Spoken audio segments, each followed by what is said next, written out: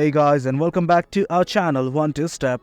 In this tutorial, we're gonna look at how to add additional drive storage for your Steam account. Now let us begin. Well, do note that I have already installed the application. In case you have not, do it right now. Now let's simply look at how to add the drive storage.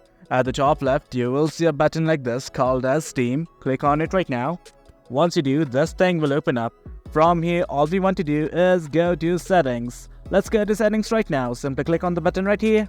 And once the Settings tab opens up, right here you can see something called as Storage. Just below Download, do you know that we are directly skipping to Storage?